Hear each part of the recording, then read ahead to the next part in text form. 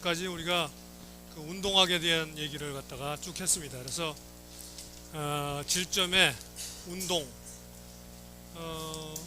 위치, 변이, 속도, 가속도, 이게 어떤 지오메트리가 주어졌을 때 어떻게 구하느냐, 그 관련해서 질점이 운동을 할 때 어떤 특별한 형태로 운동을 하는 경우에 우리가 세 개의 코디네이트 시스템을 배웠습니다. 세 개의 좌표계를 배우면서 직교좌표계, 극좌표계, 궤적좌표계 중에서 어떤 걸 골라서 쓸 것인가를 잘 선택을 해야 문제를 우리가 잘 풀 수 있다, 그런 얘기를 했습니다. 자, 이제는 그런데 그 얘기를 할 때는, 운동학을 얘기할 때는 힘에 대한 얘기는 하지 않았어요. 그 운동을 일으키는 원인과 결과를 연결지어서 생각하지 않았고, 그런 운동이 일어난다고 했을 때 위치, 속도, 가속도 이런 것들이 어떻게 되느냐 하는 얘기만 했습니다. 근데 이제 지금부터 시작하는 이제 12장에서는 드디어 이제 그 힘의, 그 운동의 원인이 되는 그 힘과 그리고 운동과의 관계를 이제 다루게 됩니다. 그래서 우리가 이 장에서 가장 많이 쓰이는 게 여러분이 이미 많이 알고 있는 뉴턴의 운동의 법칙입니다. 그 운동의 법칙을 잠깐 다시 한번 우리가 이렇게 좀 저걸 해본다 그러면은 어떤 이게 질점일 수도 있고, 여러분이 회전 운동만 안 한다 그러면 이게 강체라도 상관없습니다. 회전 운동 하지 않는 강체, 질점 이래도 상관없고, 왔다 갔다 하지? 왔다 갔다. 어떤 예를 들어 이걸 갖다가 꼭 질점이라고 생각할 필요 없다 이거죠. 나중에 보면 그게 결국은 같아진다는 거를 14장에서 우리가 다시 배우게 될 테지만, 자, 이렇게 질점이 있을 때 여러 개의 힘들을 받는다. 이 여러 개의 힘의 합을 갖다가 우리가 여기 이제 합력, 우리가 이렇게 얘기를 하죠. 리절턴트 포스라고 이게 얘기를 합니다. 근데 이거 지금 영어로 올라왔네? 영어로 올리지 않았던 것 같은데. 영어로 올렸구나.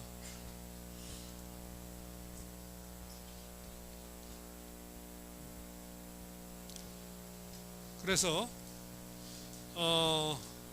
이렇게 모든 힘들의 이 작용하는 힘들, 이걸 갖다 우리 보통 작용력이라고 합니다. 작용력. 영어로는 액티브 포스라고 얘기를 하는데, 작용력들이 이렇게 여러 개가 있을 때 그들의 합을 갖다 이제 합력 이렇게 얘기를 하죠. 합력. F가 이 합력이라고 할 때, 이 합력과 이 질점이 작용하는 모든 힘들의 합, 즉 합력과 질량과 가속도 사이는 이런 관계가 존재한다라는 게 이제 뉴턴의 운동의 법칙이죠. 이 법칙하고 우리가 이 장에서 가장 많이 쓰는 게 뭐가 있느냐면 제3법칙. 그 두 개의 물체가 서로 이렇게 닿아 있을 때 서로 작용 반작용 이렇게 그 힘을 갖다 주고받죠. 그래서 그 작용하고 반작용하는 그것도 우리가 이 장에서 많이 쓰게 됩니다. 힘과 관련해서. 그래서 그 두 가지 법칙이 운동과 관련해서 이 운동을 일으키는 힘과 관련해서 가장 많이 쓰는 법칙이고, 그 다음에 이제 그 후반부에 가서 또 한 가지는 운동할 때 우리가 주로 이 미케닉스 상에서 많이 받는 힘 중에 하나가 뭐냐면 접촉에 의해서 발생하는 마찰력입니다.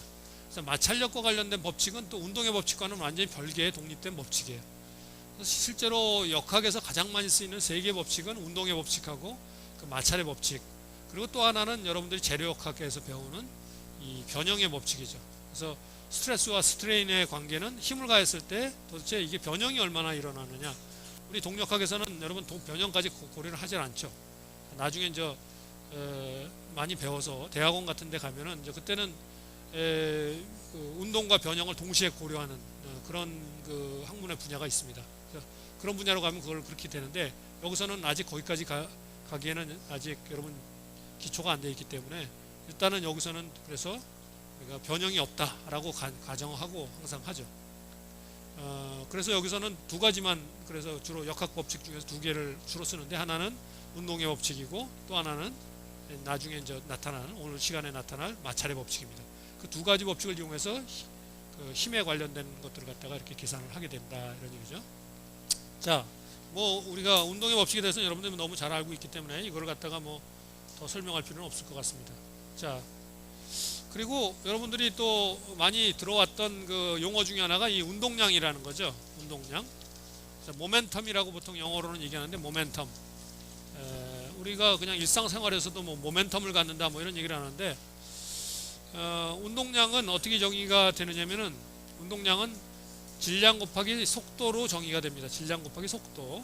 근데 이제 그 모멘텀을 이용해서 운동 방정식을 갖다가 표시를 하면은 원래 운동 방정식이 F는 ma였으니까 이 F는 ma에서 m 곱하기 a가 가속도가 속도를 시간 내에서 미분한 거니까 이렇게 되고 요 m을 갖다가 요 안으로 집어넣으면 이렇게 되는 거죠. 그래서 즉 운동량의 변화율이 시간에 대한 변화율이 힘의 합으로 나타난다. 결국 힘의 합은 그 어떤 질점에 가해지는 힘의 합은 운동량의 변화율로 나타나게 된다 하는 그런 법칙을 갖다가 얻게 됩니다. 그래서 우리가 이걸 갖다가 운동량 방정식이라고 얘기하죠. 모멘텀 이퀘이션이라고 해가지고 운동 방정식 대신에 이거를 쓸 때도 있어요.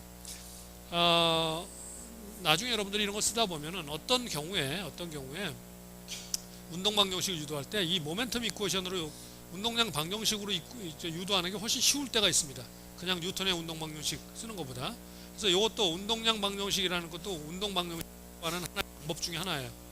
중요한 방법 중에 하나고 여기서는 여러분들이 이 운동량 방정식을 이용해 가지고 운동 방정식 유도하는 것을 주로 뭐 전적으로 다루지는 않지만 나중에 조금 더 고등 과정으로 가게 되면 이런 거를 이용하게 되는 경우가 나타난다 하고 여기서는 이제 그 정도를 알고 있고 여기서는 운동량이라는 게 질량 곱하기 속도를 얘기하는데 이런 질량 곱하기 속도 이런 운동량을 우리 선형 운동량이라고 그러는 거죠. 여기서 선형 리니어 모멘텀 이거와 더불어서 하나 또 나타나는 게 뭐냐면 각운동량이라는 게 있습니다. 각운동량 나중에 각운동량은 저 후반부에 가서 나타나는데 그건 이제 회전 이 강체의 회전 운동과 관련해서 이제 H라고 표시하고 각운동량의 변화율은 그 강체에 가해지는 모멘트의 합으로 이렇게 모멘트의 합이 각운동량의 변화율로 나타난다 하는 그런 방정식이 또 하나 등장하게 됩니다. 그래서 운동량에도 선형 운동량과 각운동량 두 가지가 있다. 근데 여기서는 저 질점 이 각운동량은 회전과 관련되기 때문에 그걸 여기서 안 다루기 때문에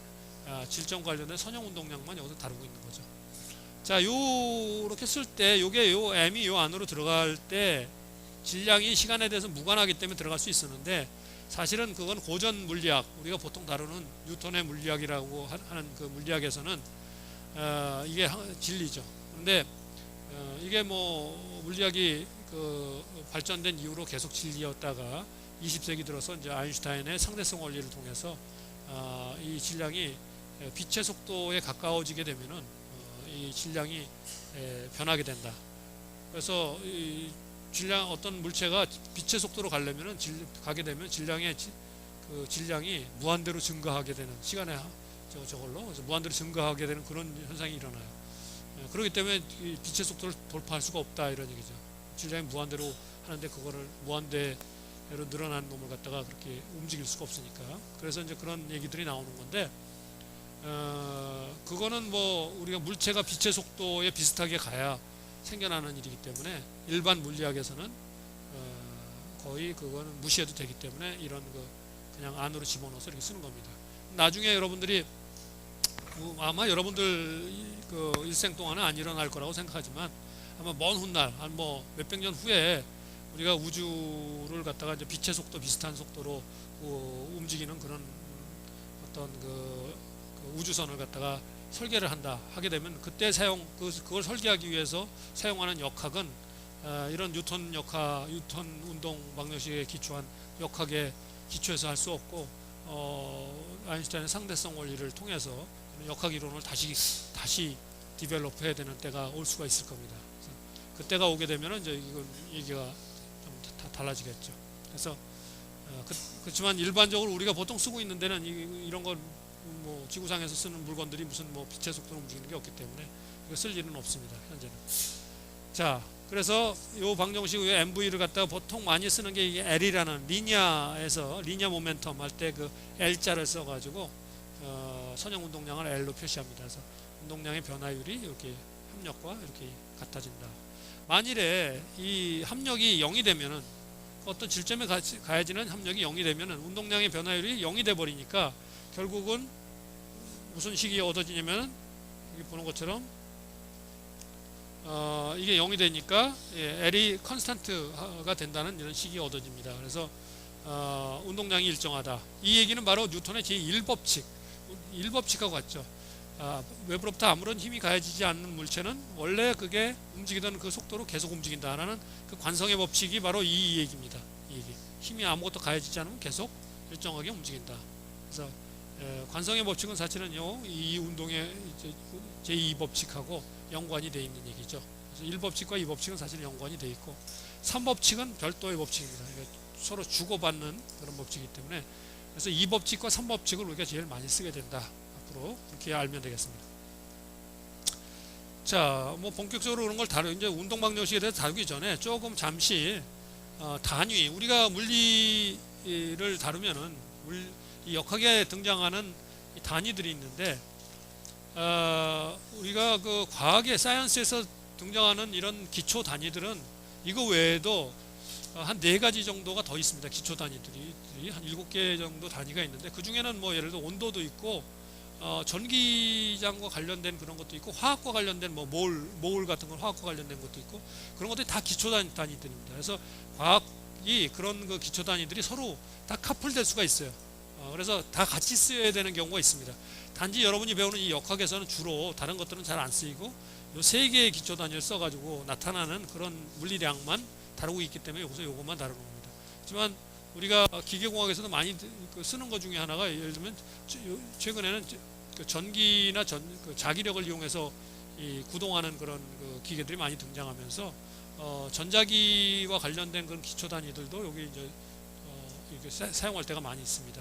그래서 이제 그런 경우는 전자기와 관련된 기초 단위도 같이 들어와서 얘네들하고 같이 이렇게 커플이 돼서 나타나는 그런 경우들을 다뤄야 되는 경우가 있습니다. 여기서는 여러분들한테 요 3가지 시간, 질량, 길이 요 기초 단위만 이렇게 다루는 거고 뭐 여러분 다 알고 있는 이런 단위들이죠. 근데 질량도 뭐 킬로그램 뭐 이런 거고 국제 표준 단위입니다. 이게 표준 단위 킬로그램 뭐 길이는 뭐 미터가 기준이고요. 근데 여기 앞에 뭐 킬로, 메가, 여기 뭐 밀리미터, 센티미터, 마이크로미터 이런 게 있죠. 이렇게 앞에 붙는 이런 것들 갖다가 그 밑에 등장할 때 그런 걸 붙이기 위해서 이런 것들이 있죠. 여기 보면은 이렇게 스케일을 변화시키는 거죠. 스케일을. 그래서 10의 3승이면 킬로, 10의 6승이면 메가. 내가 어렸을 때는 이 메가라는 소리를 들으면서 굉장히 과학적이라고 느꼈어요. 근데 요새는 뭐 여러분들 일상생활에도 보통 기가라는 말을 쉽게 쓰고 있죠. 지금 컴퓨터가 하도 많이 쓰다 보니까 메모리 사이즈가 몇 기가다 그러죠. 요새 이제 테라라는 말이 슬슬 등장하죠. 테라바이트라는 말이 등장하는데 보통 이제 테라바이트 말을 많이 쓰는 거는 메모리들을 갖다가 이렇게 전부 다 한꺼번에 다 집합시켜 놓는 그 메모리 저장 장소를 갖다가 운영하는 그런 애는 몇 테라바이트의 뭐 메모리 용량을 가지고 있다 이런 얘기들을 등장합니다. 아직까지 테라 정도까지 쓰고 있는데 그보다 10의 15승까지가 이것도 아마 여러분들이 조만간에 저것도 듣게 될 텐데 10의 15승 페타라는 단위가 있습니다. 이렇게 커지는 단위가 있는가 하면 작아지는 단위들이 이제 10의 마이너스 3승 밀리는 잘 알고 있었고 10의 마이너스 6승 마이크로 이 얘기 들으면서 마찬가지로 굉장히 어렸을 때 굉장히 과학적이라고 내가 느꼈던 적이 있었는데 마이크로라는 말만 들어도 뭔가 과학자가 된 것 같은 그런 느낌을 가졌었는데 요새는 뭐 나노라는 말이 뭐 아무나 다 쓰고 있죠. 뭐 신문에서 뭐 이런 말 하면 안 되지만 개도소도 다 쓴다고 그런 말을 쓰는데 별로 그렇게 품이 있는 말은 아니지만 그러니까 아무나 다 쓰는. 근데 요게 나노가 사이즈가 어디냐면은 나노 메타가 되면은 그게 분자 사이즈가 나노 사이즈가 되는 겁니다. 분자. 거기에서 이제 그 양자나 원자 핵 그 사이즈로 들어가면 이제 피코 이렇게 들어가고 전자 이렇게. 그래서 그거보다 더 아주 밀입자 들어 fem토 뭐 이렇게 이런 단위까지 들어가죠. 아마 이 밑으로 들어가는 거는 아마 더 어려울 겁니다. 이거 위로는 점점 금세 늘어날 것 같은데 밑으로는 이렇게 쉽게 내려가지는 않을 것 같은데 왜냐하면 그 옛날부터 이 사이즈는 이미 알려져 있었지만 그런 사이즈를 우리가 이렇게 더 들어가지는 못하고 있어요. 작은 사이즈는. 근데 위로는 점점 증가할 것 같습니다. 위로는. 자, 그런 저걸 쓴다. 그리고 기초 단위를 이용해서 그 생겨난 단위들은 파생 단위라고 하죠. 대표적인 게 힘 같은 경우는 힘이 뉴턴의 운동의 법칙에 의해서 매스 곱하기 가속도니까 킬로그램 곱하기 가속도가 미터 퍼 세컨드 자승. 요거를 갖다가 줄여서 우리가 뉴턴이라고, 뉴턴의 이름을 따서 뉴턴이라고. 이름을 따서 하기 때문에 요거 소문자 씁니다. 이게 이제 단위가 되니까 대문자로 쓰면 안 되죠. 소문자 쓰는 거. 그리고 1뉴턴의 그 힘으로 1m를 움직여줬을 때 한 일량, 이걸 갖다 1이라고 다녀서 요거는 갖다가 또 유명한 그 물리학자 줄의 이름을 따서 줄이라고 합니다. 역시 소문자로 쓰죠. 그리고 그런 일을 갖다가 1초에 그런 일을 갖다가 해준다, 1줄에 일을 해준다 했을 때 그걸 1와트라고 부릅니다. 역시 와트의 이름을 따서 제임스 와트죠. 그 우리 전기기관을 발명한 와트. 이것도 역시 소문자로 쓰죠. 그래서 이런 그 파생 단위들이 있을 수 있다, 이런 얘기죠. 이게 국제 표준 단위인데 가끔 가다가 그 문헌상에서 그 영미 단위가 등장할 때가 있습니다. 문헌상에서 인치, 피트, 뭐 파운드 이런 얘기가 등장할 때가 있어요. 그래가지고 이제 이런 단위를 그 보면서 공학하는 사람들은 잘 안 그렇지만 공학하는 사람들도 가끔 가다가 얘네들은 도대체 왜 안 바꾸는 거야 국제 표준 단위로? 지가 뭐 그렇게 잘났어. 그래서 자기는 그대로 우리도 그러면 뭐 몇 자, 몇 근 이런 거 써야겠 아는. 그래서 이제 이렇게 뭐 보수주의에다가 뭐 반미 감정에다가 뭐 이런 식으로 나가는데, 그래서 안 바꾸는 게 아니라 이 사람들도 이거 다 바꾸려고 그랬어요. 자기들도 불편하니까. 지금도 미국이나 영국에서 다 거의 다 표준 단위로 다 쓰고 있습니다. 근데 이걸 생활 속에서 이제 많이 아직도 쓰고 있지만 못 바꾼 이유가 이걸 바꾸려고 옛날에 다큐멘테이션이, 테크니컬 다큐멘테이션이 무지하게 많이 있잖아요. 이게 전부 다 옛날에 다 인치 파운드로 다 돼 있었던 거죠. 그래서 이걸 바꾸려고 한번 계산해 봤더니 미국에서 계산해 봤더니 자기 나라 그 다큐멘테이션 바꾸는데 한 2조 달러 정도 든다고 계산이 나와가지고 포기했답니다. 그냥 시간이 흘러가면서 서서히 바뀌어가기를 바란다 그래가지고 그냥 그래서 옛날에 다큐멘테이션들이 나올 때 옛날에 뭐 했던 그 어떤 그 기술적 자료 그런 걸 볼 때 이 잉글리시 유닛이 등장할 수가 있습니다. 근데 뭐 그걸 쓸 사람이 할 수 없이 그걸 이해하고 그걸 SI 유닛으로 바꿔서 쓰는 수밖에 없어요. 그래서 바꾸는 거 자체는 그렇게 어렵지 않은데, 예를 들면은 뭐 1인치 그러면은 뭐 2.54cm 해서 그 관계가 딱 있으니까 좀 어렵지 않은데, 한 가지 어려운 게 뭐가 있냐면 여기서 좀 주의해야 할 게, 잉글리시 유닛에서는 그 파운드라는 말을 갖다가 무게로 보통 써요. 파운드도 매스로 쓸 때, 질량으로 쓸 때도 있고 무게로 쓸 때도 있는데 보통 무게로 쓰면서 그 무게를 기초 단위로 씁니다. 그래서 그게 헷갈려요. 그러다 보니까 예를 들어서 밀도 같은 거라면은 여기 파운드가 무게거든요. 무게니까 일단 질량으로 바꾸려면 이게 가속도로 나눠야 되죠. 이게 인치 퍼 세크 자승으로 나눈 거니까 이게 세크 자승 퍼 인치가 되고, 그 다음에 볼륨으로 나눠야 되니까 인치 3승으로 나눠주니까 이렇게 단위가 나와요. 파운드 세크 자승 퍼 인치 4승 이렇게 나오거든요. 이게 밀도 단위예요. 여러분 이 SI 유닛 썼을 때는 그냥 킬로그램 퍼 미터 3승 이렇게 아주 이해하기 쉽게 질량을 갖다가 부피로 나눈 거 쉽게 되는데, 여기 잉글리시 유닛은 이런 식으로 나와요. 그러니까 이런 게 약간 좀 헷갈리는 부분입니다. 그리고 이제 그래비테이셔널 컨스탄트 자체가 또 여기 막 섞여서 나오기 때문에 그런 게 좀 헷갈리고, 그래서 그런 헷갈리는 몇몇 점들이 있기 때문에 그런 점들은 여러분들이 좀 이렇게 잘 파악해가면서 쓰는 수밖에 없습니다. 그 이제 닥쳤을 때 조금 약간 고생하면서 익숙해지면 금세 뭐 그거는 쓰는데 그렇게 크게 문제는 없습니다. 그런 부분이 있다 하는 정도 알고, 대부분은 국제적으로 다 이걸 쓰고 있습니다. 국제 표준 단위를 이제 다 쓴다. 영미를 비롯해서 다.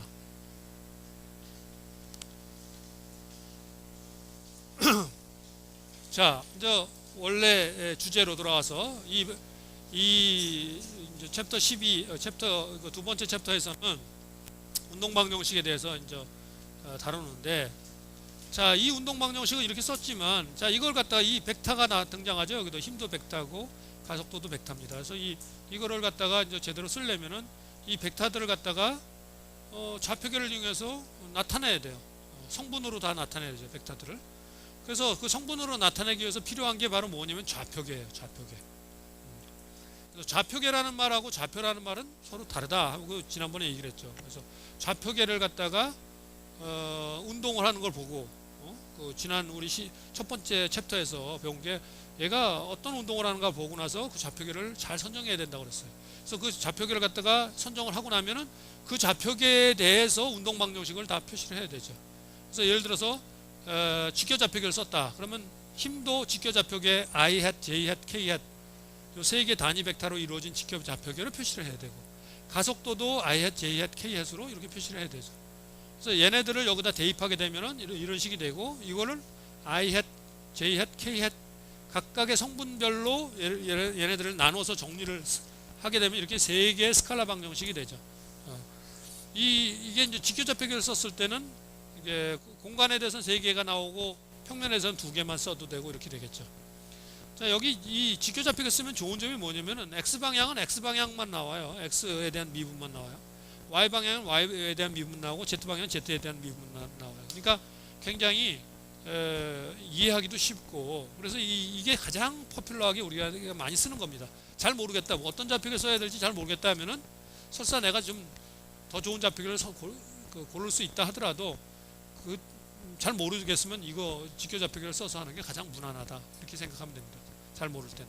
그래서 이게 가장 일반적인 형태고 가장 많이 쓰는 형태다, 이렇게 생각하면 되겠습니다. 자, 직교 좌표계 썼을 땐 그렇게 쓰면 되는 거고, 그 다음에 우리가 다른 좌표계도 배웠죠. 그래서 여기에서는 예를 들어서 원통 좌표계 쓰겠다, R, 세타, Z를 쓰겠다. 뭐 구면 좌표계라는 거 있다고 그랬죠. 구면 좌표계라는 것도 있다고 그랬는데, 원통 좌표계를 쓰게 되면은 그 원통 좌표계가 ER hat, E 세타 hat, E Z hat 이렇게 세 개의 단위 벡터, 서로 수직인 단위 벡터죠. 그걸 이용해서 또 힘도 그걸 이용해서 분류해야 되고, 가속도도 그쪽 방향을 분리를 해야 되죠. 그래서 힘도 이렇게 R 방향 성분, 세타 방향 성분, Z 방향 성분 이렇게 분리하고, 가속도도 그렇게 분리해야 된다 이거죠. 그래서 이런 식으로 이렇게 요소별로 정리를 하면은 R 방향 가속도 곱하기 질량 곱하기 여기 R 방향 가속도 여기 되는 거죠. 그래서 얘네들을 갖다 여기다 대입해 가지고 또 이걸 갖다 정리하게 되면은 세 개 정리하게 되면 역시 얘네들도 마찬가지로 이렇게 세 개의 방정식으로 나타나게 되는 거죠. 이게 R 방향 방정식, 이게 뭐예요? 이거 궤적 좌표, 이거 왜 이렇게 많이 내려왔지? R 방향 방정식, 이 방정식이 여기 안 나와요. 네? 방정식이 여기 나와요. 여기 R 방향 힘의 합은 여기 질량 곱하기 R 방향 가속도, 세타 방향 힘의 합은 질량 곱하기 세타 방향 가속도, 그다음에 Z 방향 힘의 합은 질량 곱하기 Z 방향 가속도 이렇게 나와요. 이걸 보면은 뭐 그건 다 저건데, 한 가지 직교 좌표계하고 차이가 나는 게, 직교 좌표계에서는 x 방향은 x 방향만 여기 나타났었는데, 여기 보면은 이 r 세타 z 이 극좌표계 쓰니까 여기 r 방향의 세타도 나타나죠. 커플돼요. 이렇게 세타 방향의 r도 나타나고, 이게 좀 불편하죠. 이렇게 그런 점에서는 우리가 이게 좀 익숙하지가 않죠. 극좌표계라는 게 우리한테 익숙한 적이 아니에요. 그렇지만 운동 자체를 극좌표계에 맞게 운동을 하는 거면 이걸 쓰는 게 가장 정보를 갖다가 찾아내는데 편리하기 때문에 이걸 써야 되는 거죠. 그래서 이렇게 되고, 그 다음에 이제 세 번째 우리가 배웠던 게 궤적 좌표계인데, 궤적 좌표계도 마찬가지로 힘을 갖다가 탄젠셜 방향, 노멀 방향, 그리고 바이노멀 방향, 이렇게 세 개의 방향으로 분류를 하고, 힘을, 가속도도 역시 그 탄젠셜 방향, 노멀 방향, 바이노멀 방향 이렇게 분류하는데, 궤적 좌표계를 쓰면은 바이노멀 방향의 가속도는 항상 0이라고 그랬죠. 항상 0이라고 했어요. 그래서 얘는 없어요. 요것밖에 없어요. 그러니까 어떻게 되냐면 방정식 세 개가 탄젠셜 방향 힘의 합은 질량 곱하기 탄젠셜 방향 가속도 성분, 노멀 방향 힘의 합은 질량 곱하기 노멀 방향 가속도 성분. 노멀 방향 가속도 성분은 로분의 V 자승입니다. 노멀 방향. 가끔가다 이 V 다트가 이게 속력의 시간의 미분이잖아요. 속력의 시간의 미분. 이 속력의 시간의 미분을 갖다가 이걸 갖다가 가속도라고 생각하는 사람들이 있어요. 이거는 가속도의 탄젠셜 방향 성분에 불과해요. 가속도 성분 중에는 얘도 있어요. 로분의 V 자승도. 그거 우리가 지난 시간에 운동학 배우면서 배웠던 내용입니다. 그 다음에 바이노멀 방향 힘의 합은 항상 0이다. 가속도 성분이 없기 때문에 항상 0이다 이거죠. 일어나. 졸리면 일어나서 들어. 그 정도 노력은 해야지.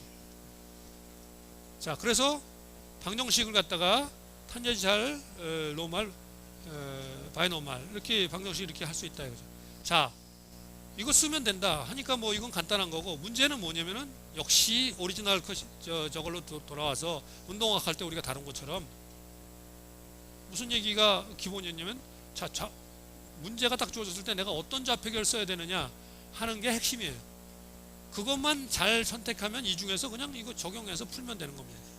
그래서 가장 중요한 게 사실은 운동학에서도 그렇고 운동역학으로 들어와서도 그렇고 가장 중요한 거는 좌표계를, 내가 문제를 보고 나에게 주어진 문제에 어떤 좌표계를 써서 이걸 푸는 게 내가 원하는 정보를 얻는데 가장 효율적이냐, 그걸 결정해주는 그 능력을 키우는 게 가장 핵심적인 거예요. 그거는 여기서 어떻게 그거는 뭐 몇 가지 가르쳐 주긴 했죠. 여러분들이 주어진 정보와 요구하는 정보를 봐라 그랬는데, 어떤 경우는 그거 봐도 분명치 않을 경우가 있어요. 그런 경우를 위해서 여러분들이 문제를 여러 번 풀다 보면은, 문제는 그런 걸 결정할 수 있는 능력이 생긴다는 거죠. 약간은 직관과 관련된 부분들이 있기 때문에 연습이 필요합니다. 연습이 필요해요. 이런 걸 적용해보고 하는 연습이. 자, 그래서 이렇게 세 가지 좌표계로 운동 방정식을 표시할 수 있다 이런 얘기죠. 자, 잠깐 그걸 이제 이런 좌표계, 세 가지 좌표계를 이용해서 운동 방정식을 표시하고 그걸로 우리가 문제를 풀이하는 그런 것들을 다루기 전에 잠깐 딴 얘기를 잠깐 합니다. 여기서. 자, 원래 운동 방정식은 F는 MA였는데 오른쪽에 있었던 MA를 갖다가 좌변으로 이렇게 넘겨오면서 이렇게 방정식을 이렇게 씁니다. 이렇게 써요. 그리고 이 방정식을 뭐라고 그러냐면은, 이 방정식을 갖다가 우리가 달랑베르 원리라고 그래요. 달랑베르. 내가 이거 그 대학교 2학년 때 이거를 딱 보면서 무슨 생각이 들었냐면, 참 왜 이걸 오른쪽에서 왼쪽으로 옮겼을까? 나도 왼쪽에 있는 얘를 오른쪽으로 옮겨서 내 이름을 붙여서 하나 원리라고 붙이면 되지 않을까? 이게 무슨 오른쪽에 있는 항을 왼쪽으로 옮겼다고 이게 무슨 원리라고 붙일 만한 그런 가치가 있나라고 궁금해했는데, 그런 걸 아무도 설명해 주는 사람이 없었어요. 그래서 여기서 설명을 하고 있는 겁니다. 이거 달랑베르 원리라고 했을 때 이게 가장 중요한 개념은 뭐냐면, 여기 오른쪽에 있었던 놈은 이제 왼쪽으로 넘기면서 이 마이너스 MA라는 놈을 갖다가 차원이, 얘가 지금 더하고 있으니까 차원이 같죠. 이 마이너스 MA라는 게 힘의 차원을 갖는다는 걸 알기 때문에 이 마이너스 MA를 갖다가 힘으로 보겠다 하고 그 힘을 갖다 관성력이라고 이름을 붙였어요. 관성력. 그래서 실제로 관성력은 실제하는 힘이 아닙니다. 실제로 있는 힘이 아니에요. 그냥 이름을 그렇게 붙인 거예요. 그래서 그런 걸 갖다가 우리가 가상적인 그런 저거라고 해서 가상 힘이라고 그래요. 가상. 영어로는 virtual이라는 말을 쓰죠. virtual. 가상현실 뭐 이런 얘기를 많이 하잖아요. 가상현실, virtual reality라고 뭐 쓰는데, virtual이라는 말을 많이 써요. 여기서 이걸 갖다 virtual force라고 부르는 거죠. 관성력은 가상적인 힘이다. 이 가상적인 이 힘의 개념을 이게 우리에게 불러드렸다는 점이 굉장히 큰 컨트리뷰션을 한 거고, 이 달랑베르 프린시플은 여기서부터 출발해서 더 고등 동력학 이론들이 막 나오게 됩니다.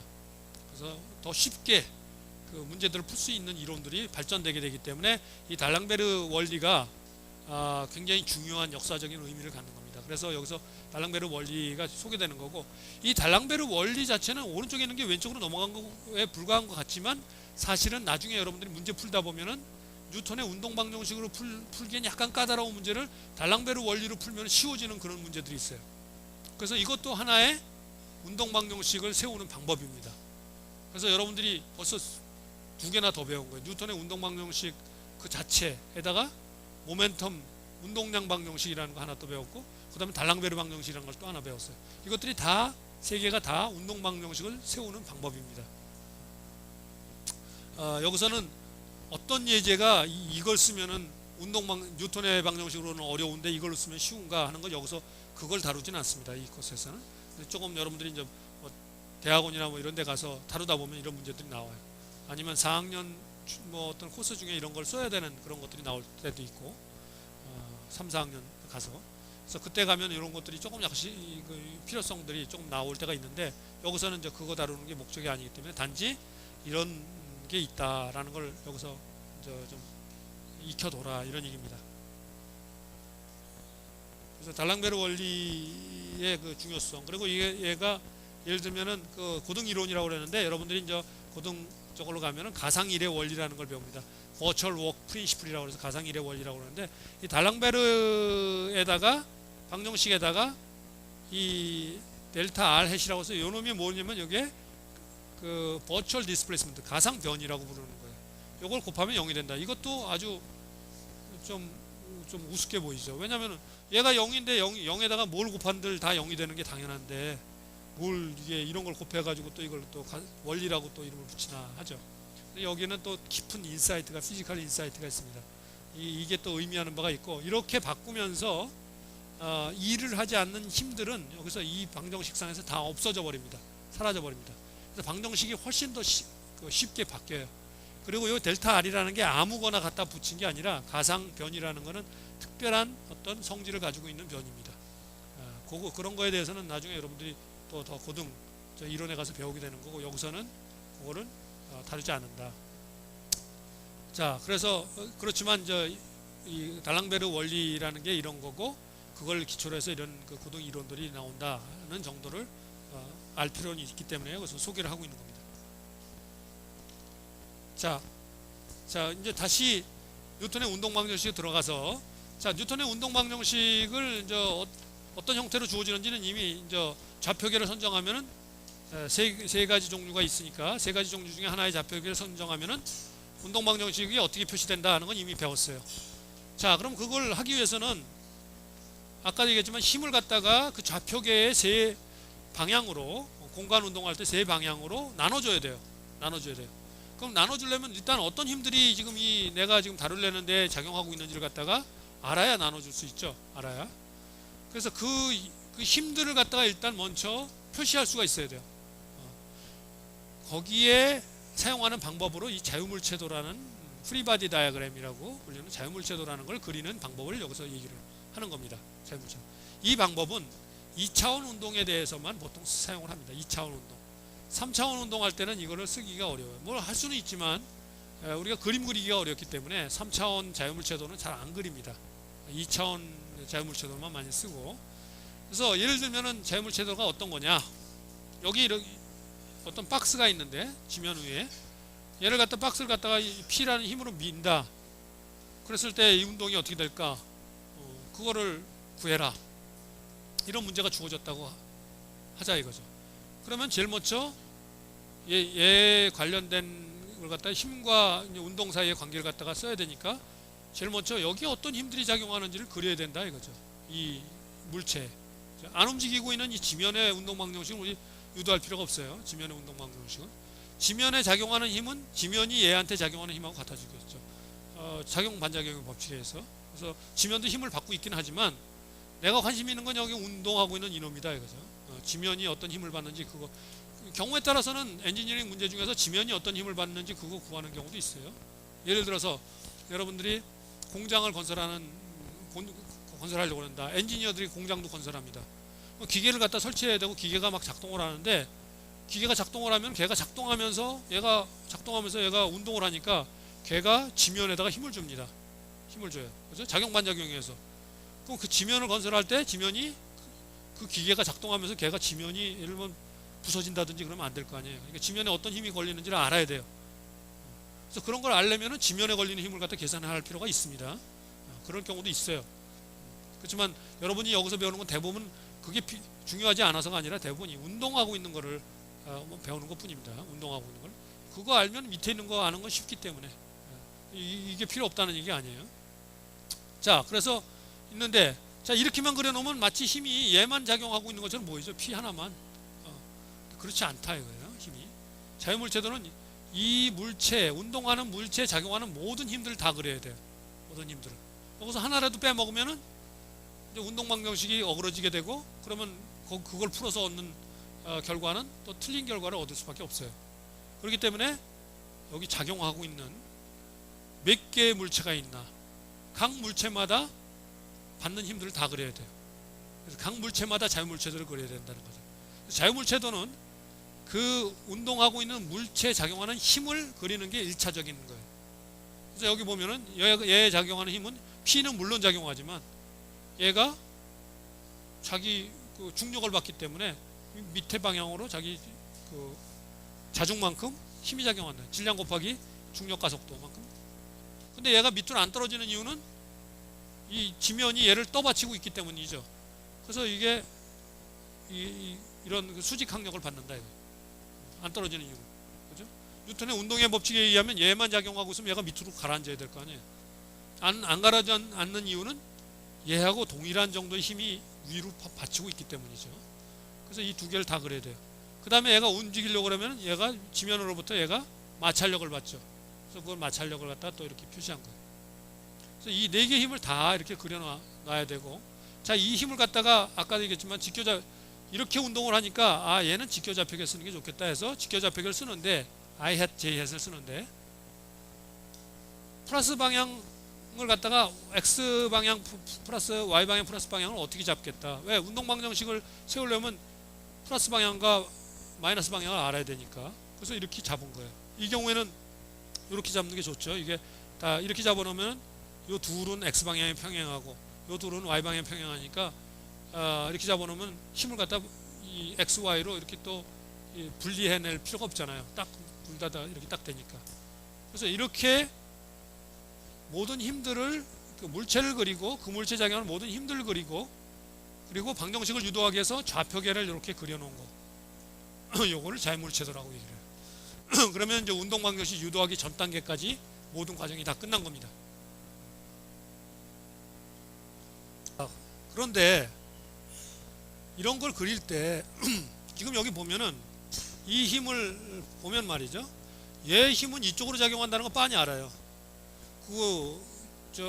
무게도 밑으로 작용한다는 거 알고 그거에 떠받치는 힘은 위로 작용한다는 거 알고 그 다음에 마찰력은 또 우측에서 좌측으로 작용한다는 거 알기 때문에 이렇게 그릴 수 있어요. 근데 어떤 경우에는 이 힘의 방향이 불투명할 때가 있어요. 내가 힘의 방향이 불투명할 때가.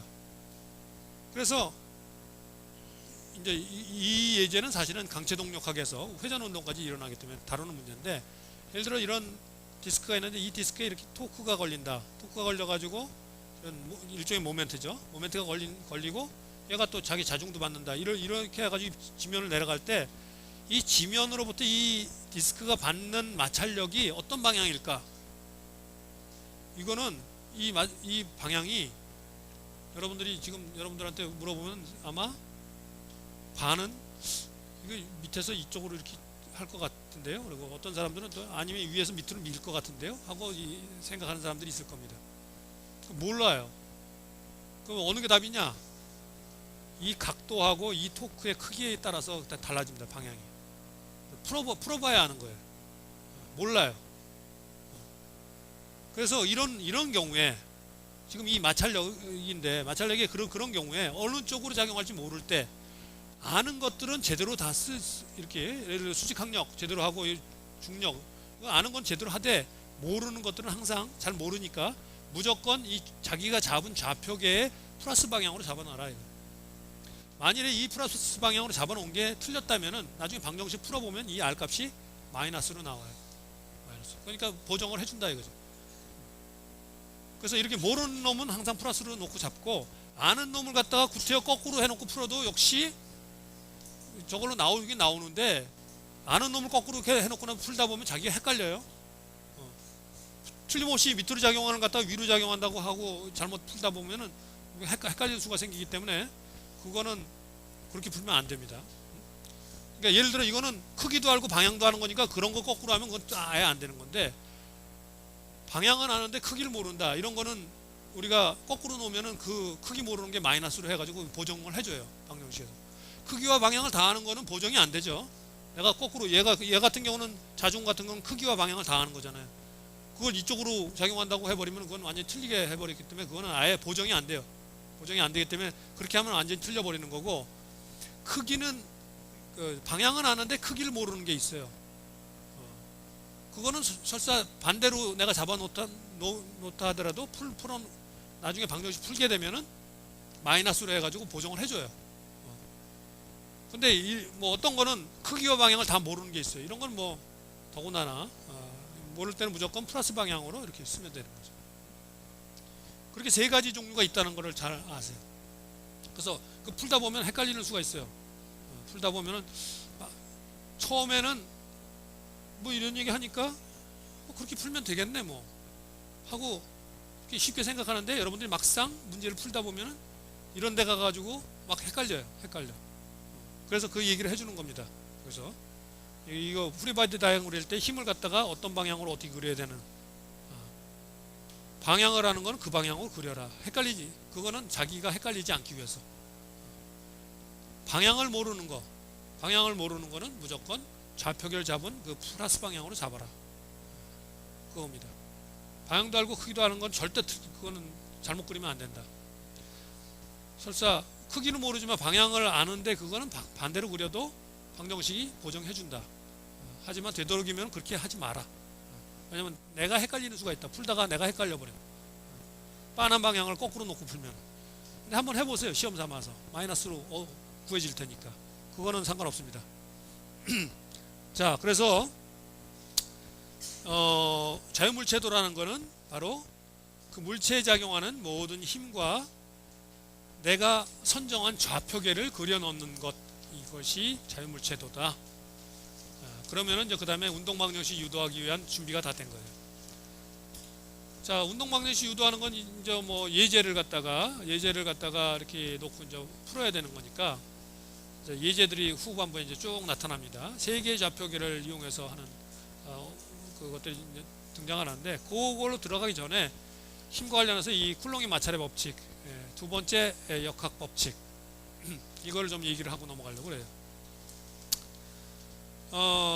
쿨롱의 마찰의 법칙은 여기 이거에 대해서 제일 먼저 본격적으로 연구한 사람이 누군지 아는 사람? 응? 쿨롱? 여기 그렇게 쉬우면 내가 여기서 물어봤겠냐? 그렇게 쉬우면. 이거를 제일 먼저 연구하기 시작한 사람이 누구냐면은 레오나르도 다빈치입니다. 그래서 실제로 이 쿨롱의 법칙에 물체가 일단 움직이기 시작하면 물체가 지면으로 받는 마찰력은 이렇게 된다는 거, 수직항력이 비례한다라는 이 사실을 레오나르도 다빈치가 제일 먼저 발명한 사실입니다. 이게. 그 후에 이게 이제 안 움직일 때까지의 그 현상까지 이걸 붙여서 이렇게 한 이유, 저게 이제 합쳐져 가지고 이제 쿨롱의 마찰의 법칙이 된 거죠. 이 현상이 왜 이런 현상이 일어나느냐 하는 거를 사실은 조금 이해할 필요가 있어요. 이게 물체가 여기 지면이 있고 물체가 있으면은 실제로는 이걸 마이크로스코픽하게 보면은 말이죠. 이게 지금 얘가 이렇게 평평한 게 아니라 사실은 얘가 얘 위에 있는 놈도 이렇게 꼬불꼬불 이렇게 돼 있고요. 마이크로스코피 밑에 있는 놈도 이렇게 꼬불꼬불 이렇게 돼 있어요. 그래서 처음에 얘를 움직이려고 그러면 얘가 안 움직입니다. 여기 걸려 있으니까 안 움직여요. 그래가지고 처음에 이게 안 움직이려고 그러는데 일단 한번 움직이기 시작하면 어떻게 되면 얘가 부서지면서 움직이는 거죠. 소성 변형이 일어나면서 이게 일어나는 겁니다. 이게 밀려나기 시작하는 겁니다. 소성에 대해서는 여러분이 재력학에서 아직 2학년 학생들이니까 대부분 그러니까 안 배웠을 텐데, 소성은 얘가 물체 두 개가 서로 막 진흙처럼 완전히 대변형이 일어나기 시작하는 겁니다. 탄성 변형은 이렇게 했다가 다시 복원이 되는 거지만 소성 변형은 그냥 저기 되는 거죠. 여기 있는 놈이 한번 뭉그러지게, 여기서는 얘가 이렇게 눌러주기 때문에 여기 굉장히 요 포인트들이 닿고 있는 포인트들이 몇 개 안 되죠. 전면이 다 닿고 있는 게 아니라 몇 개의 포인트가 닿고 있는 거예요. 그 힘을 몇 개의 포인트가 이 무게를 다 견뎌내고 있으니까 그 포인트들에 굉장히 큰 힘이 가해지죠, 사실은. 그 포인트들에는 사실은 응력이 항복 응력 이상으로 걸립니다. 그래가지고 얘가 이렇게 밀다 보면 걔네가 부서지면서 얘가 쭉 밀리기 시작해요. 밀리기 시작하면 얘네들이 밀리면서 두 개가 마찰이 일어나면서 거기 굉장히 그 스팟에 굉장히 큰 온도가 발생하죠. 그래서 걔네들이 녹아버려요, 거기. 그래가지고 쭉 그냥 마치 윤활유 깔린 것처럼 밀리기 시작하는 겁니다. 그래서 일단 밀리기 시작하면 그 다음에 처음에는 굉장히 밀기 힘들었던 게 그 다음 밀리기 시작하면 쉽게 밀리는 거예요. 쉽게. 그래서 마이크로스코픽하게는 이런 현상이 사실은 이 베이스에 있는 거예요. 이 쿨롱의 마찰의 법칙에는 그래서 왜 처음에 밀 때 잘 안 밀리다가 그 다음에 일단 밀리기 시작하면 훨씬 더 쉽게 느껴지죠. 우리가 이게 이 물건 같은 거, 장롱 같은 거 집에서 뭐 저쪽으로 옮기라고 그래서 막 밀려고 이렇게 하면 처음에는 안 밀리다가 일단 한번 쭉 밀리기 시작하면 그 다음부터는 좀 수월하게 밀리잖아요. 그래서 여러분들 중에 어떤 조카가 그런 현상을 자기도 발견하고 여러분들한테 물어봤어요. 삼촌, 이상하게 얘가 처음에 밀 때 안 밀리는데 일단 밀리면 왜 이렇게 잘 밀리지? 하면서 물어보면 여러분이 이렇게 대답을 해줘야 되는데, 아마 많은 사람들은 뭐라고 대답하냐면 그거는 그 뉴턴의 관성의 법칙이란다. 한번 밀리면 이게 관성에 의해서 쭉 가는 거란다. 이렇게 대답하기 딱 좋아요. 대답하기가. 관성의 법칙이 여기 작용하고 있는 건 사실이지만 그게 주 원인이 아니죠. 엉뚱하게 아주 기특한 조카를 잘 뻗어나갈 수 있는 조카의 그 싹스를 딱 거기서부터 잘라버리는 거. 그러지 말아야겠네. 이건 다시 내려야겠네. 어떻게 내려야 되지? 이거 두 번째 걸로 했나? 두 번째 걸로 했어? 스크린이 나와서 내려가. 됐어. 자, 그래서 그런 그 피지컬하게 그런 아주 기본적인 현상에 베이스를 두고 있는 겁니다. 그런 이런 아주 마이크로스코픽한 이런 현상을 연구하는 분야를 갖다가 트라이볼로지라고 그래요. 트라이볼로지, 윤활공학이라고 그래서 이런 분야를 또 아주 전문으로 이걸 연구를 하는 그 엔지니어들이 있습니다. 여러분들도 뭐 나중에 그런 게 관심이 있어서 굉장히 중요한 분야 중에 하나입니다. 중요한 분야 중에 뭐 그런 거를 연구하게 되면 좀 더 디테일하게 그런 걸 알게 되겠고, 여기서는 왜 쿨롱의 법칙이라는 게 생겨났을까? 이건 우리는 마크로하게, 지금 쿨롱의 법칙은 마크로하게 이걸 갖다가 기술하고 있는 겁니다. 마크로하게. 마이크로하게 왜 이런 법칙이 생겨나게 됐을까는 어느 정도 기본적으로 이해하는 게 필요하기 때문에 조금 전에 설명을 한 거고, 자, 그렇게 해서 마크로하게 어떻게 정리가 됐느냐면은, 자, 어떤 물체가 있을 때 이 물체를 밀려고 그러면 얘가 안 밀려요. 얘가 운동을 안 하면은 당연히 운동을 안 하니까 P하고 F하고 힘이 같아지겠죠. 언제까지 얘가 운동을 안 하고 버티느냐 했을 때 바로 P가 그 수직항력의 어떤 계수를 곱한 것보다 작은 범위에서는 안 움직인다. 안 움직인다. 그거보다 커져야 얘가 움직이기 시작한다. 커져야 움직이기 시작한다. 그게 중요한 쿨롱이 발견한 사실입니다. 발명이 아니라 발견이죠. 그래서 그때 수직항력에다가 그 어떤 계수를 곱하게 되는데, 이 계수를 우리가 뭐라 하면 정마찰 계수라고 그래요. 그걸 뮤 S. S가 스태틱, 영어로 스태틱 프릭션 코에피션트. 그래서 이거를 정적 마찰 계수라고 부르기도 하고 정마찰 계수라고 하기도 하고, 뭐 용어가 약간 우리나라 말로는 조금 그 여러 가지로 쓰이기도 하는데 정마찰 계수라고 합니다. 그래서 그 스태틱의 S를 써서 뮤 S를 쓰는 겁니다. 그러면 이 뮤 S 값은 이 두 물체가 어떤 물체이냐에 따라 달라져요. 얘네 둘 다 나무냐, 둘 다 메탈이냐, 메탈 중에서도 뭐 어떤 메탈이냐, 또 얘네들의 표면 거칠기는 어떠냐에 따라서 뮤 S 값이 다 달라지죠. 그래서 그거에 따라서 뮤 S 값이 다 달라질 수 있는 겁니다. 그런데 일단 움직이기 시작하면 그때부터는 이 마찰력이, 얘가 운동하게 되면 마찰력이 일정하게 어떤 수직항력에다 어떤 계수를 곱한 값으로 마찰력이 주어진다 하는 거를 갖다가, 요게 이제 레오나르도 다빈치가 발견해낸 사실입니다. 이것도 마찬가지로 뮤 K 값도 이 두 물체가 어떤 물체냐, 또 표면 거칠기는 어떤 거냐에 따라서 이 뮤 K가 정해집니다. 근데 아까도 얘기했지만 처음에 미는 게 어렵고 나중에 일단 밀리면 쉽다고 그러는 데서 알 수 있듯이 이 뮤 S 값이 뮤 K보다 항상 큽니다. 같은 두 물체고 같은 상태라 할지라도. 그래서 그려보면 이런 식으로 된다는 거죠. 이런 식으로. 그래서 힘을 주면은 마찰력이 이 뮤 S N이 될 때까지는 안 밀려요. 마찰력 뮤 S N이 될 때까지는 안 밀려요. 그러다가 그걸 딱 넘어가면은 쫙 밀리기 시작하면서 마찰력이 여기로 딱 떨어지는 거죠. 마찰력이 떨어져요. 그래서 여기에 디스컨티뉴이티, 문제가 생기는 거예요. 디스컨티뉴티가. 그래서 요 지금 현상 때문에 이게 역학에서 이게 결국은 비선형성을 초래하는 아주 중요한 요인입니다.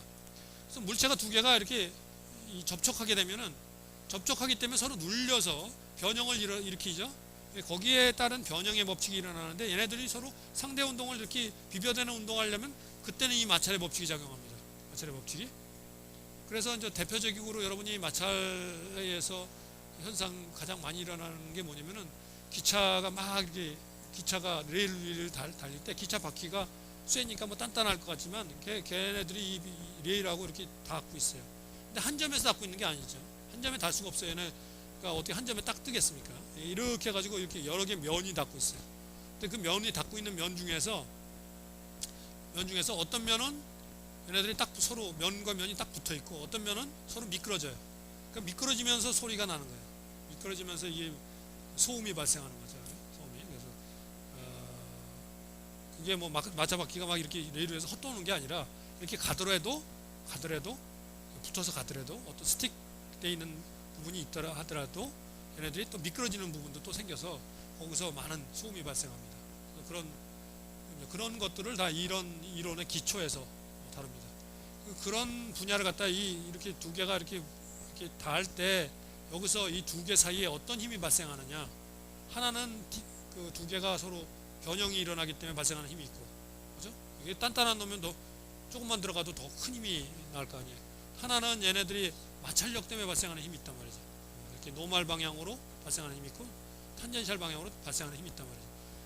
그거를 구하는 게 그때 그 힘을 구하고 그때 이 변형을 구하는 게 아주 핵심인 그런 역학 분야를 갖다 우리가 접촉 역학이라고 해요. 컨택 미케닉스라고 해요. 아주 어려운 역학의 한 분야입니다. 또 그게 그 분야를 다루는데 이 쿨롱의 마찰의 법칙이 핵심적인 역할을 합니다. 핵심적인 마크로 법칙이. 여러분 동력학에서도 이 법칙이 많이 쓰입니다. 왜냐하면 우리가 보통 우리가 이 지상에서 모든 물체들이 보통 힘을 받는데 힘 받는 그 중요한 힘 중에 하나가 바로 이 마찰력이에요. 일어나. 졸림이 일어나서 뒤에 가서 서 있어. 그 마찰의 법칙이에요. 그래서 이 법칙이 굉장히 여러분 문제에서 아주 자주 등장합니다. 근데 한 가지 여러분이 주의해야 할 게 있어요. 여기 보면은 이 문제에서 보면 얘가 움직일 때 마찰력이 이렇게 계산되잖아요. 그러니까 흔히 어떤 생각을 쉽게 할 수 있냐면은 물체가 움직이면은 동마찰 계수를 쓰고 물체가 안 움직이면은 정마찰 계수를 쓰면 되겠구나 이렇게 생각할 수 있어요. 근데 그게 아니에요. 그게 아니에요. 예를 들어서 요 밑에 이런 예제를 보면 두 개의 마찰차가 있다 이거죠. 그래서 마찰차가 얘가 이렇게 막 돌면서 얘하고 두 개의 마찰을 일으켜서 얘를 돌려줘요. 이걸 마찰차라고 프릭션 휠이라고 그래요. 프릭션 휠.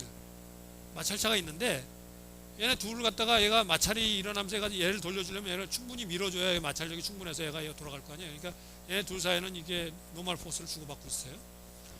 그때 여기 마찰력을 갖다가 계산해달라라는 문제가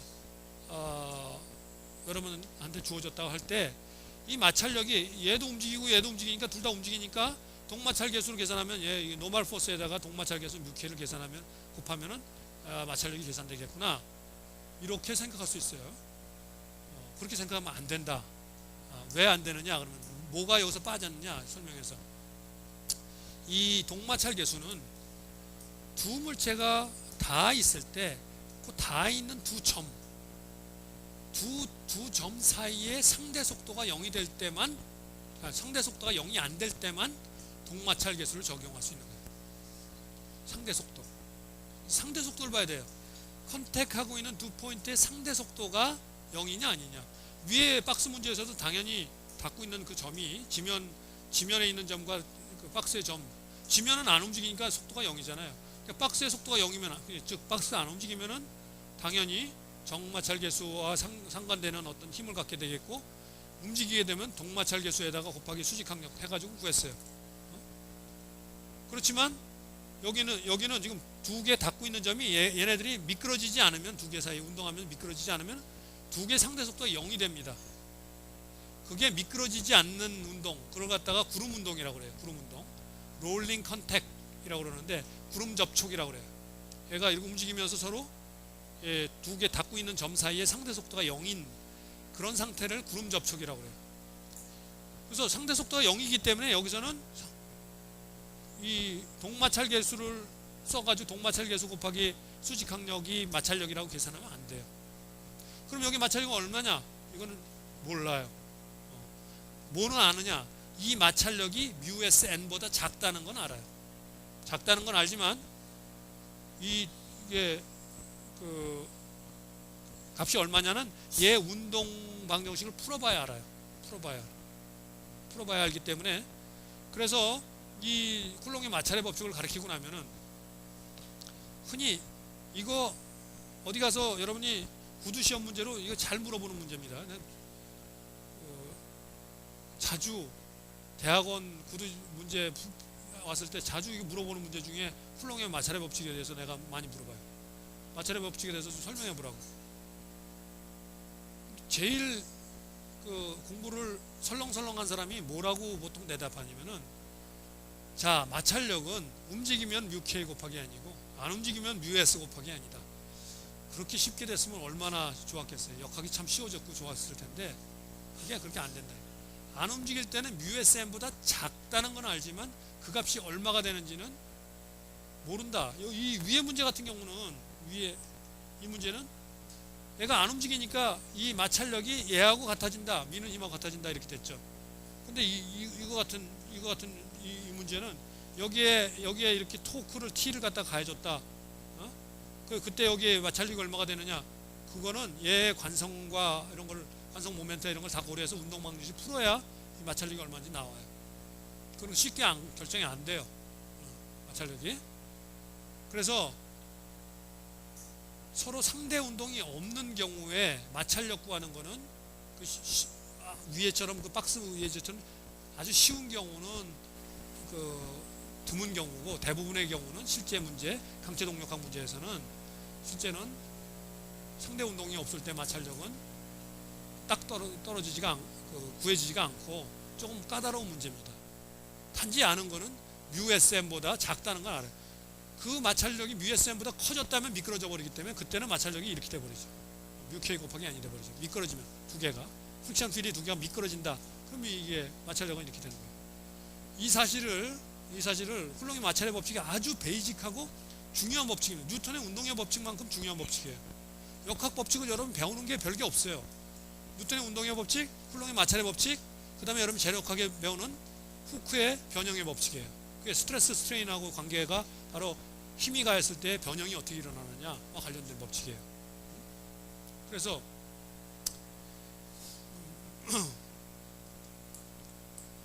다른 사람도 다 들을 수 있을 정도로 이렇게 크게 얘기하면 안 돼. 옆에 사람하고 얘기할 때 잠깐 얘기하는 거는 뭐 괜찮지만, 여기 있는 친구가 누구 얘기야 하면서 이렇게 돌아보고 막 그러잖아. 방해가 된다는 거지. 조용히 얘기. 약간 뭐 수업 시간 중에 이해가 안 가는데 옆에 있는 친구한테 저기 지금 잘 이해가 안 가는데 뭐냐고 이렇게 좀 조용조용히 물어보는 건 괜찮습니다. 그것까지 내가 하지 말라고 그러진 않아요. 그럴 수 있는 거예요. 근데 계속 두런두런 얘기를 한다든지, 아니면은 잠깐 얘기를 하더라도 큰 목소리로 막 씩씩한 건 좋은데 그렇게 얘기하면 다른 사람한테 방해가 되니까 좀 조용히 얘기를 해주길 바라겠습니다. 자, 그래서 이 법칙이 여러분이 역학에서 배우는 그 세 개 법칙 중에 하나예요. 굉장히 중요한 법칙인데도 불구하고 이걸 술렁술렁 이해하고 넘어가는 사람도 있어요. 그리고 이게 지금 여기서 이렇게 얘기할 땐 여러분들한테 쉽게 느껴질지 몰라도 이건 나중에 적용해 보면은 이게 굉장히 까다롭습니다. 이게 나중에 막 헷갈리는 경우가 있어요. 헷갈려요. 예를 들어서 그 어떤 뭐 트럭이 움직인다. 근데 트럭에다가 여기 유리 같은 걸 싣고 지나간다. 트럭이 가다가 딱 멈춘다. 어떤 가속도를 주면 멈춘다. 얘가 너무 빨리 감속시켜버리면 마찰력이 트럭하고 얘하고 유리 사이의 마찰력이 그 감속하는 그걸 못 이겨가지고 쫙 앞으로 밀려나가죠. 그럼 여러분 오맨에서 나오는 거, 옛날에 오맨이라는 영화 봤는지 모르겠어요. 거기에서 그 앞에 있는 트럭 운전사의 목이 그냥 뒤에 날라오는 유리가 탁 날라와가지고 목이 딱 날아가는 그런 적이 있는데, 예? 그런 얘가 두 개가 운동을 하는데 두 개가 다 같이 운동을 한다. 그러면서 두 개 사이 같이 운동을 하면서 이 두 개 사이의 마찰력, 그런 거를 이제 다루기 시작하면은 막 헷갈리기 시작합니다.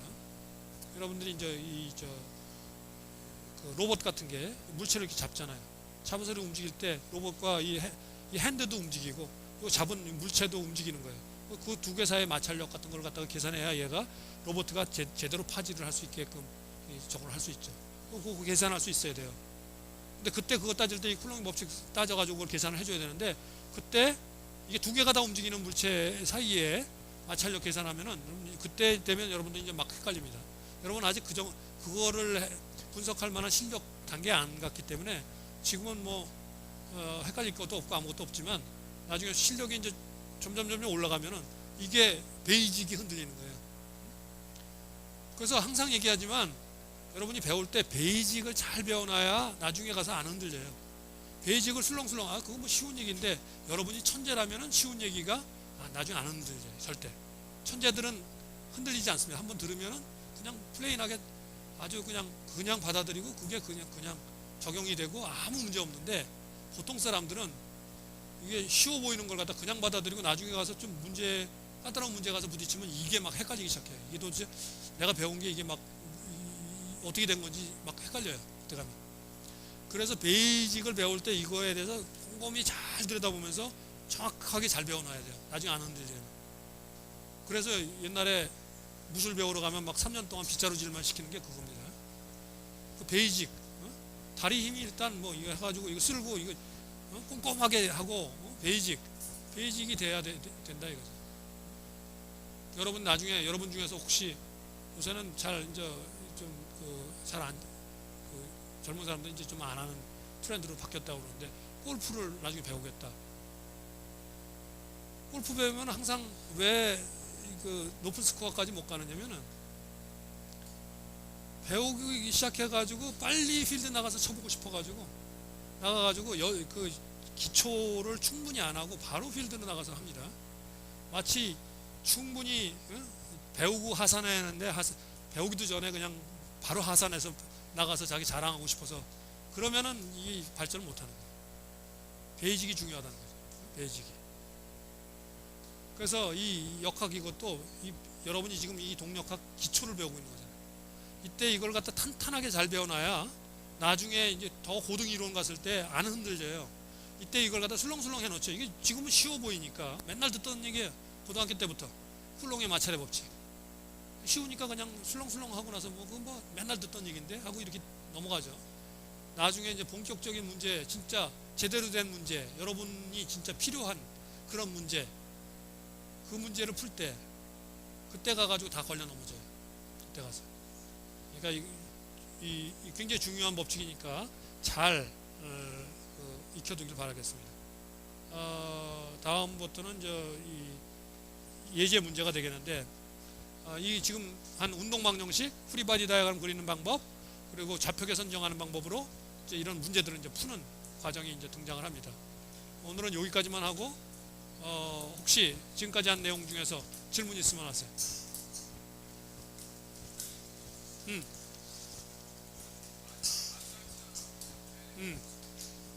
자, 질문할 때 좀 조용히 해주고, 자, 마찰자 할 때.